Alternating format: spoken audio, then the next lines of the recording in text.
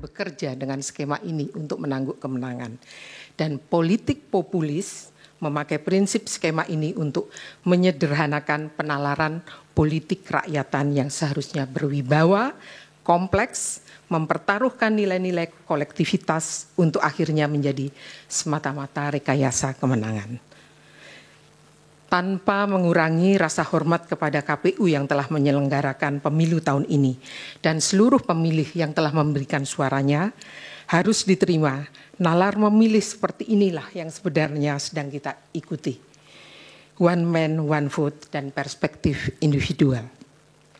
Yang selalu diabaikan dalam kultur politik modern dengan pengandaian di atas adalah kenyataan bahwa perilaku memilih juga adalah sebuah perilaku sosial yang harus dipahami dengan seluruh dalil dan kenyataan sosial yang menyertainya. Apa prinsip utama dari perilaku sosial? Bahwa individu tidak ada yang bersifat otonom atau kedap terhadap individu yang lain. Mereka terhubung dengan berbagai macam derajat keterhubungan pada setiap elemen sosial yang mengelilinginya. Bisa pada level individual, bisa level keluarga, suku, agama, kepercayaan, adat, konflik, bahkan segregasi, atau bahkan untuk kita orang Asia yang misalnya adalah leluhur. Dan keterhubungan tersebut menjadi pengetahuan paling dasar yang dipakai oleh individu untuk membuat keputusan atau membuat perilaku.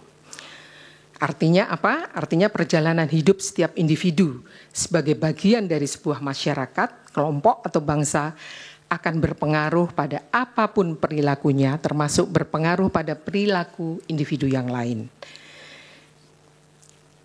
Penalaran ini dalam wilayah kajian psikologi sosial justru tidak pernah bisa dipetakan secara jelas, terang benderang, sebagaimana dalam skema sebab akibat sebelumnya. Dan berbeda juga mesin penggerak mekanisme mentalnya.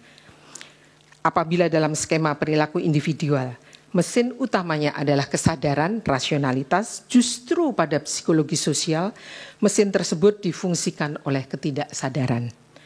Ketidaksadaran ini tidak pernah bisa dilihat, diraba, akan tetapi dapat dirasakan, dan kemampuannya untuk merepresentasikan penalaran individu sebagai bagian dari masyarakatnya justru sangat tinggi.